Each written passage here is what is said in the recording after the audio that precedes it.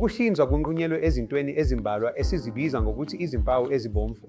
Noma nini lapho unobuhlungu entanyeni obuhamba uye ezingalweni, noma emilenzeni obubangela ukungabi namizwa, noma buthakathaka, noma ubuhlungu obuphansi emhlane obuhamba uye ezingalweni nasemilenzeni, lapho isiguli singakwazi ukuhamba, akukho ukuhamba okuqondile. Kulapho-ke ngithi gait indlela yokuhamba iyashintshwa, bese kuba nokulahlekelwa ukulawula umchamo noma umnyakazo awudlulisayo uyadlula. Uma isiguli siveza izimpawu ezinjalo, sizodinga ukucabanga futhi senze okuthile okungaphezu kwalokho. Kulungile, kukhona okuthile okwenzekayo okubalulekile, okungaba yinoma yini, uma kukhona ukutheleleka emgogodleni.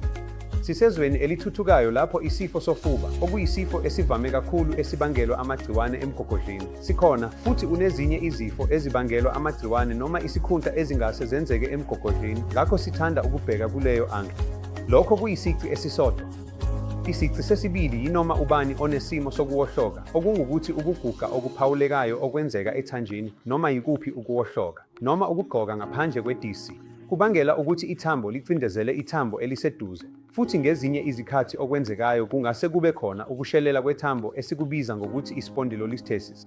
Ngakho-ke, lezi yizimo ezidinga ukuhlinzwa. Ngakho-ke, noma yikuphi ukutheleleka, noma yikuphi ukungazinzi, okubangela ubuhlungu emhlane ongezansi noma entanyeni, kufanele kudingeke ukuhlinzwa. Ngaphandle kwalokho, yini enye esingayicabanga? Noma yimaphi amathumba emgogodleni? Ngakho-ke, lezi yizimo ezingadinga ukuhlinzwa. Ngaphandle kwalokho, sinenye isimo esibizwa ngokuthi izimo zokungajwayelekile. Uma sikhuluma ngezimo zokungajwayelekile ezinganeni, izimo zokungajwayelekile ezivame kakhulu esihlangabezana nazo yi-scoliosis. Uma ngithi scoliosis, kuyisimo sokungajwayelekile esifana esenzeka enganeni. Ngakho-ke, singaba yisimo esizalwa naso. Uhlobo oluvame kakhulu yi-idiopathic. Uma ngithi idiopathic, imbangela akwaziwa cishe ku-80 kuya ku-85 kwesikhathi esingaziwa, futhi ngesikhathi sokukhula.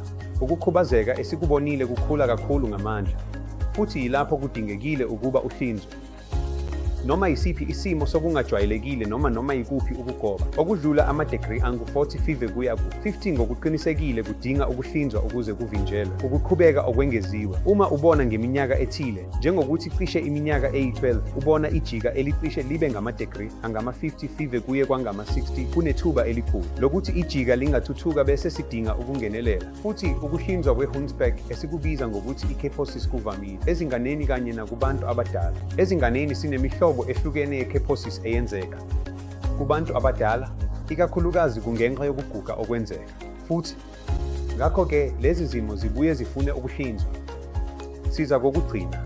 ENdiya sicabangela inani lezingozi zomgwaqo ezenzekayo, noma yiziphi izimo ezibuhlungu, lapho kunokulimala okuthile emgogodleni. Futhi ulindele ukuthi lokho kungase kube kubi kakhulu uma kuyifreyimu engazinzile. Uma kuyisimo esingazinzile, kufanele siphazamise ngokushesha ukuze sikwazi ukubuyisela ukuhleleka okuvamile komgogodla. Senze umuntu aphinde ahambe futhi aphile impilo ejwayelekile. Ngakho-ke, lezi yizimo. Ubuhlungu obungapheli obuphansi emuva, ngokuvamile abukho ubufakazi bokuthi budinga noma yiluphi uhlobo lokungenelela kokuhlinzwa, noma yiluphi ubuhlungu obungapheli emhlane ongaphansi, okusho ukuthi asiqondi imbangela. Bheka, uma sibona isiguli, sizama ukuthola i-X-ray, sizama ukwenza i-MRI, sizama ukuhlola ngeminye imiphumela yegazi embalwa, futhi nakuba senza konke lokhu, uma singakwazi ukuthola imbangela eqondile yokucindezeleka, bese singenelela sithi, kulungile, ngizozama ukwenza ukuhlinzwa kokuhlanganisa, futhi lokhu kungasiza ngobuhlungu obungapheli emhlane ongaphansi. Kuyinto engenangqondo. Abukho ubufakazi obufanele obusho okufanayo. Kulungile, manje yiziphi izinzuzo esinazo ekuhlinzweni komgogodla eminyakeni eyishumi noma amabili edlule? Kwenzekeni, kusuka lapho bekukhona khona, sekufike kuphi manje? Izinsimbi, izigulufu namakheji esiwasebenzisa kulezi zinsuku zisezingeni eliphakeme kakhulu kunalokho obekukhona ezinsukwini zangaphambili. Sesifikile esigabeni lapho senza khona ukuhlinzwa okuncane okungahlaseli kakhulu, lapho umonakalo wemisipha ungaphansi, ukopha kuncane, futhi amathuba okuthola ukutheleleka mancane. Ekuqaleni, uma wenza ukuhlinzwa komgogodla, bekufana nokuthi isiguli kufanele sibe esibhedlela izinsuku eziyi-10, eziyi-15, akukho lutho olunjalo. Kulezi zinsuku sesiqalile ukwenza izinqubo zokunakekelwa kwasemini lapho isiguli sifika ekuseni senziwa ukuhlinzwa. Siphuma kusishwa max to max usuku olulodwa noma ezimbili, ngisho nasekuhlinzweni okukhulu kakhulu. Okukhulu, siyakwazi ukukhipha ezinsukwini ezimbili kuya kwezintathu isikhathi. Ngakho, lokho kungenxa yentuthuko. Futhi into efana nokuthi siyakwazi ukwenza lokho okubizwa ngokuthi i-intraoperative neuromonitoring. Okungukuthi, ngesikhathi sangempela, siyakwazi ukuqonda ukuthi siyini isimo somgogodla, amandla emoto noma amandla okuzwa. Uma ngikhuluma ngamandla emoto, amandla emisipha emlenzeni ukuthi uyakwazi ukuhamba ngokumelene namandla adonsela phansi. Futhi umuzwa esikhuluma ngawo uhlelo lokuzwa.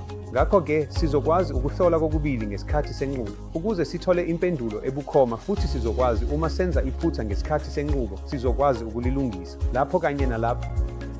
Ngakho-ke, lokho kuyithuthuka elihle elikhona. Bese okwenzekayo ubuhlakani bokwenziwa. Uma sikhuluma ngobuhlakani bokwenziwa, sihlanganisa lokho namarobhothi. Ngakho-ke, emihleni edlule okwakwenzeka kwakuwukuthi emva kokulungisa umgogodla ngokuwulungisa ngezikulufu, bese kufanele sibeke induku ukuze sihambisane nomgogodla. Ngakho-ke, emihleni edlule, sasidinga ukwenza ukuhambisana ngokwethu ngokugoma izinduku, bese sizilungisa ukuze zihambisane nomgogodla. Kodwa kulezi zinsuku, sinalokho okubizwa ngokuthi i-AI isisiza ukuthi sigobe ngaphambili izinduku ngaphambi kokuhlinzwa ngokusekelwe ku-CT scan yesiguli esithile. Futhi uma kudingeka sihlinze emgogodleni ogobile, lapho singazi kahle isimo somzimba, okusho ukuthi isimo somzimba siyaphazamiseka ngenxa yomgogodla ogobile noma uma isiguli sesivele sahlinzwa ngaphambilini, lapho sikubiza ngokuthi esikwenzayo ukuhlinzwa komgogodla kabusha.